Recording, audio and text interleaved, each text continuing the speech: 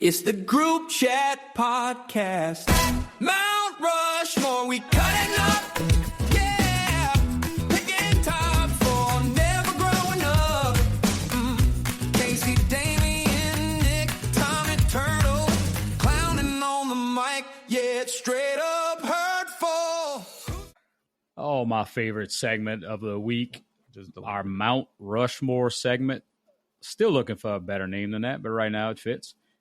Tonight, we are going Mount Rushmore of moments in sports that you will never forget.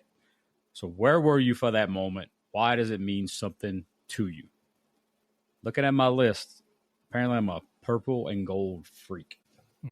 Does one of your purple and gold moments involve room temperature tequila shots? It should, but it doesn't. Oh. First is going to be Nicholas.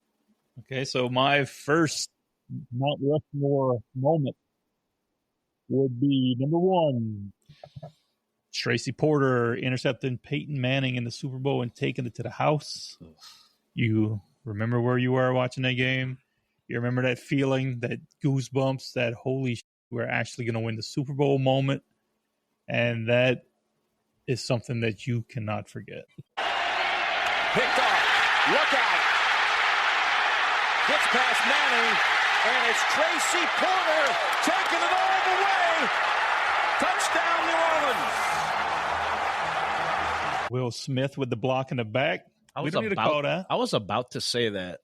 I'm glad you brought it up, because for all these years, I thought I was the only person who ever noticed it. Could you imagine if he ruins that moment?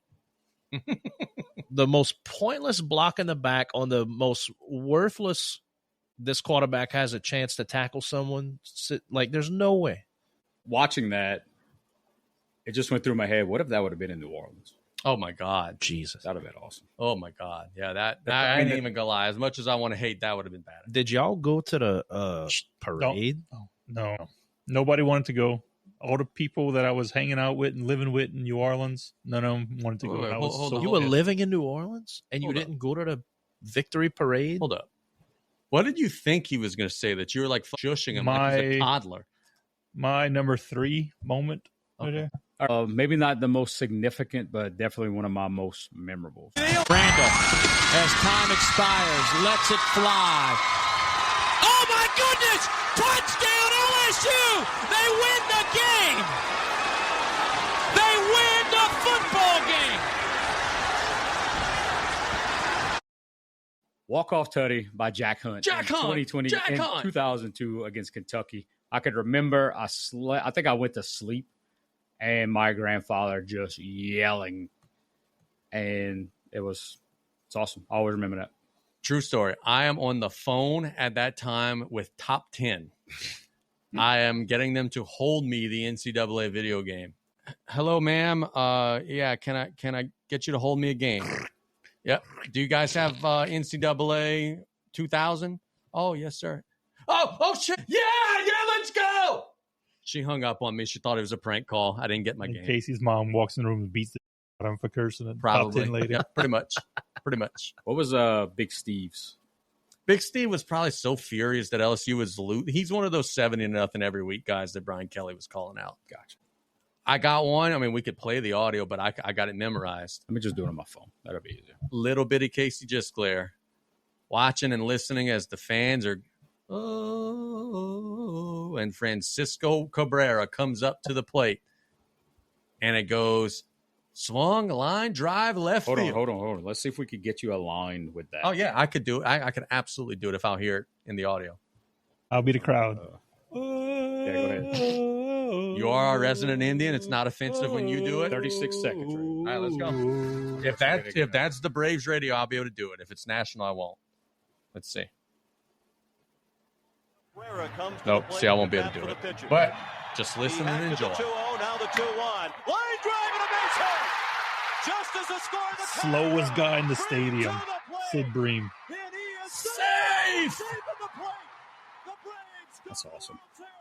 That is honestly the first time that as a small child, as I was only 5, 6 years old, that I realized how cool sports were. That was definitely on my list as well. Me too. Okay. Tommy's number one Mount Rushmore sports moment is UNC beating Duke at Coach K's funeral. He says, I was there. Greatest sports moment ever to see that rat-faced bastard cry and get shooed off the court in a golf cart. Love it. Look, everything he said there. Oh, I agree. Nick kind of stole mine with his Saints Super Bowl thing. I mean, I could easily substitute watching the NFC Championship game the week before. Both of them, where were you? How do you remember it? I was in the living room with my parents, and we were watching it together.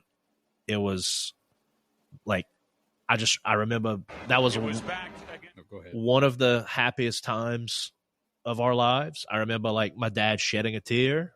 Like, it was just an incredible thing. And almost sure defeat as well. Oh, yeah. Minnesota, yeah. They were driving for the win. To the Super Bowl. It was like the loudest I'd ever heard him. Like, as soon as the kick looked like it was close, I just remember him saying, "We got it! We got it!" And yeah, awesome. I'm trying to find was it Jim Henderson? Yep. The call. Oh, pigs have pig, flown. yeah. Yes. Oh yeah. There we go. Saints fans don't want to see another snap placement. It's not my Hit audio, by the Hartley, way. and it is. It's good. It's good. It's good.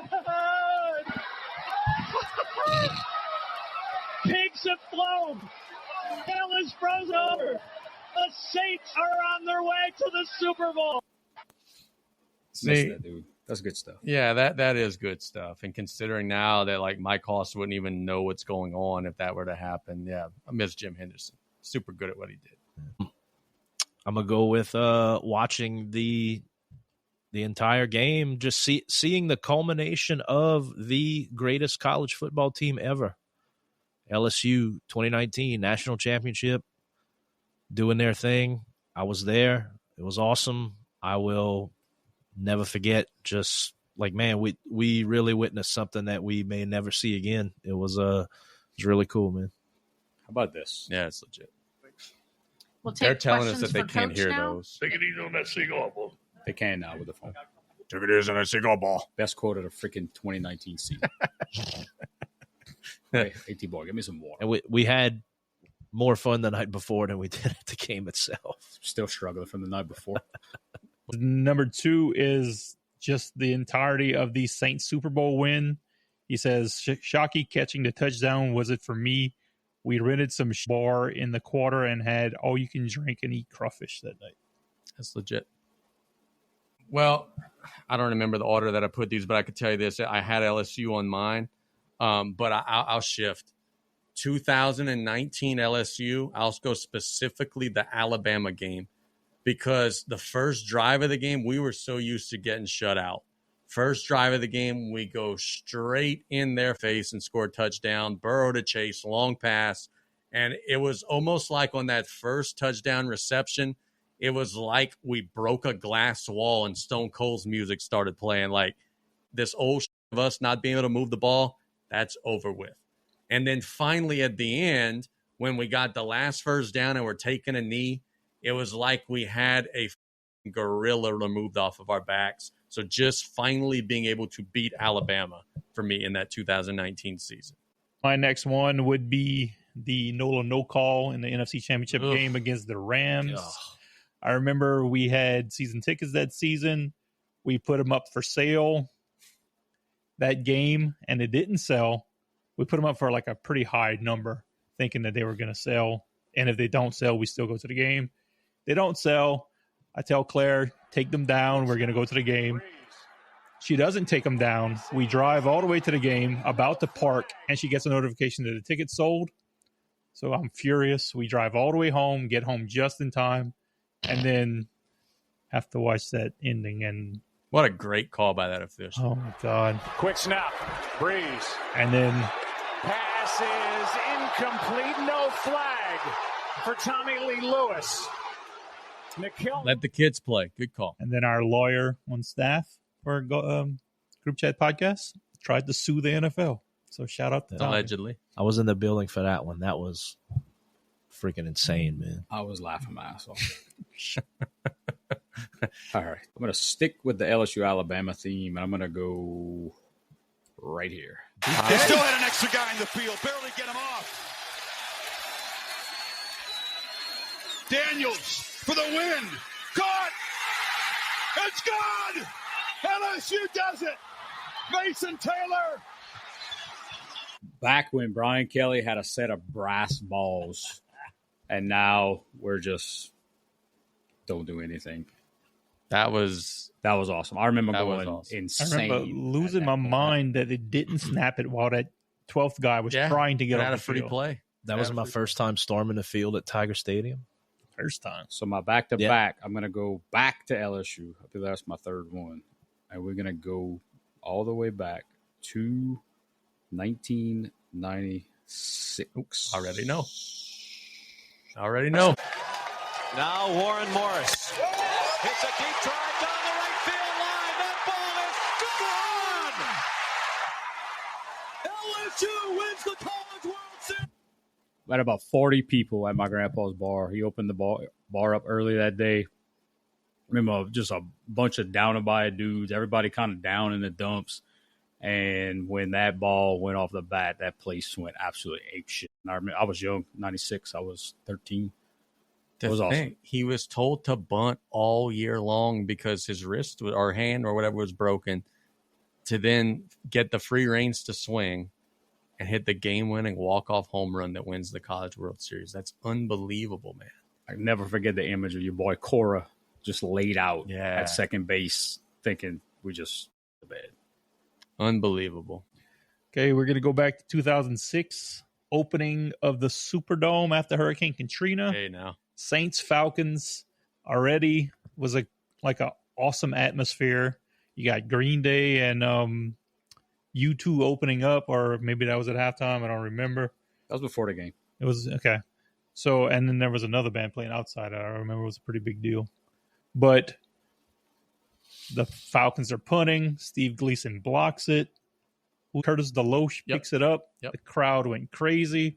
Awesome game. We had awesome seats. Shout out our boy Jason Trosclair hooking us up with some tickets for that game. Who wore red? Yeah, there's a lot of pictures you're gonna see of the whole crowd, like taken from way up in the Superdome. You can see in the crowd. You can see exactly where we're at because there's one red dot. Yep. In the section that we were in, and you could tell that's where we were because it was me in black, Damon in black, Kev in black, and Jason Trosclair in red against the Falcons. And he's like, "Bro, I didn't think about it." And Steve Gleason blocked that punt, and the place went crazy. Got the call. It was awesome. Look out! Right through! By Steve Gleason. It is scooped and scored by Curtis Deloche. Touchdown, New Orleans. Ooh, nice reverse dunk on the goalpost. My number 3, keep it local. My senior year of high school, we're 2-7 going into the last game. We're facing the number 1 player in the country in one Mr. Ryan Perilou. Everybody is telling us, man, y'all can get picked. This is going to be bad. The year before they hung 70 on us, Kevin Guidry runs for 339 yards. Thomas Bruce, 150. Ryan Pete, 120. South Lafourche, 39. East St. John, 36. And just that memory of pride of my buddies, hey, Dirty Dan Shaw with a big interception.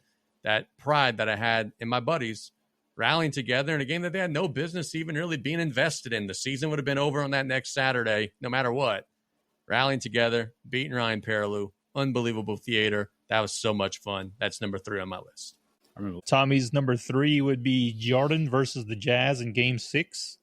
He said, "We were at Koto basketball camp, and they wheeled out some TVs, Jordan Cross, Byron, Don't Mandela Affect Me, and everyone went wild." I remember where I was for that one.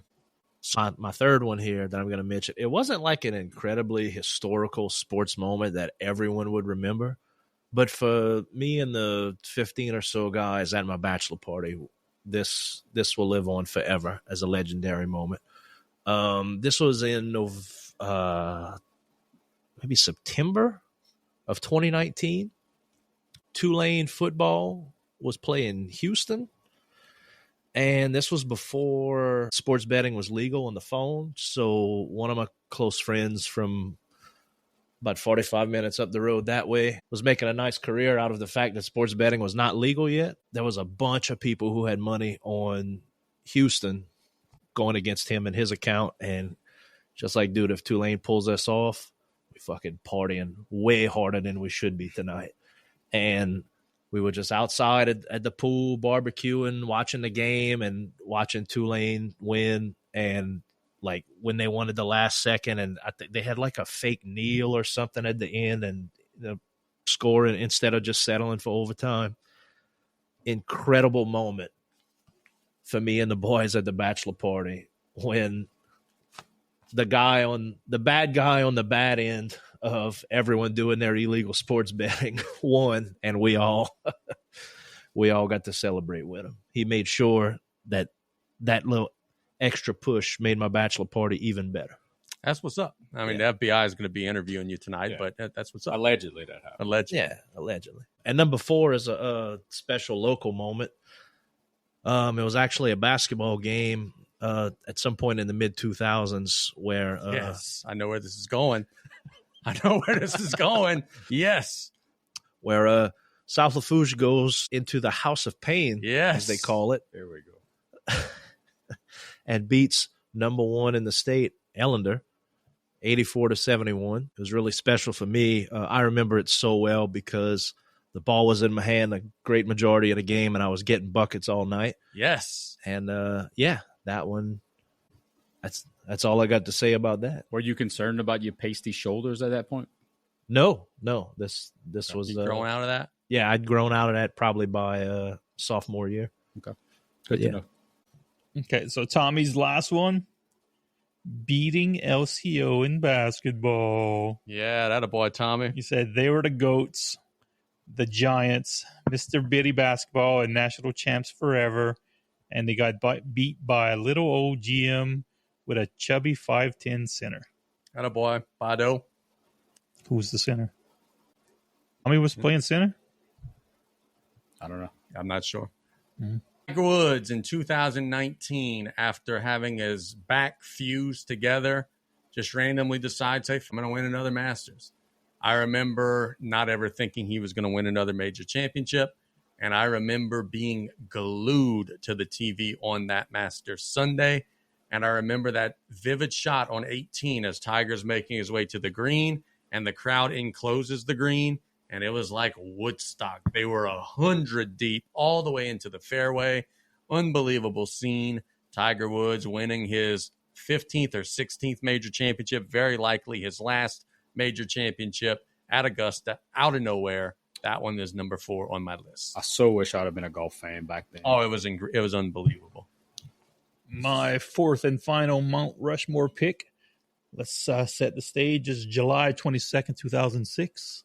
We're at the Cutoff Youth Center. Zane Marks versus Chance Leggett. Main event. Zane, pretty big favorite in this fight. But Chance is tough. Chance catches Zane on on the ear or whatever, and it messed up his equilibrium. Went down, I think, twice in the fight. Got off the mat, and then in an exchange in the middle of the ring, Zane caught him with a left hook when Chance was swinging his own hook at the same time.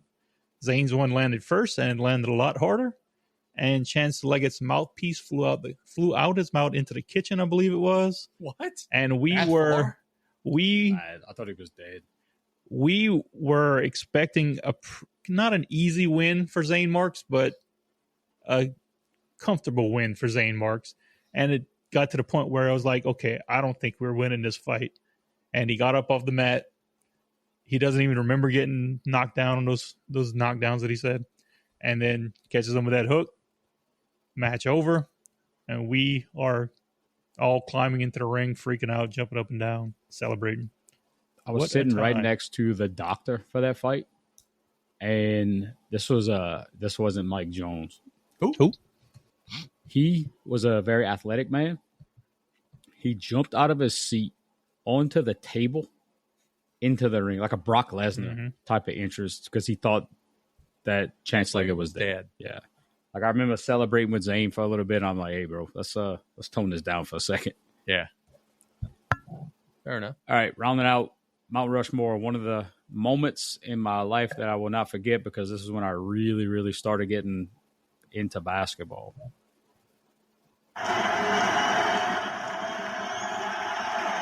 Ball, a 2 to tie. Michigan have to bring He walked. Oh, yeah, I was about to say, yeah. Weber brings it into the front court. They have no timeouts remaining. He causes too many timeouts. That's a technical foul. My guys in the good color blue, 1993 national championship game led by Eric Montross, my favorite basketball player of all time. Referees fail to see Chris Webber travel, and he walks down the floor, and history does not repeat itself. And they actually called the timeout on himself and cost him the game. Dude, can But they you were down imagine anyway. how terrible he must have felt? I mean, I get it. He was paid to go to Michigan. We learned that, so he was already rich. But You ever heard the stories of the assistant coach was telling him to call timeout and this and that? That's the scapegoat. Yeah, that's blame game. I remember sitting in my living room. My cousin had came sleeping. We were playing Clue Junior and watching this game. And game ended pretty quickly after that because I was celebrating. Clue Junior A-Bear over here, huh? Are we done with Mount Rushmore? That's it. Another solid edition of Mount Rushmore. It was very good. It's the Group Chat Podcast. Mount Rushmore, we cutting up. Yeah, picking top for never growing up. Casey, Damian, Nick, Tommy Turtle, clowning on the mic. Yeah, it's straight up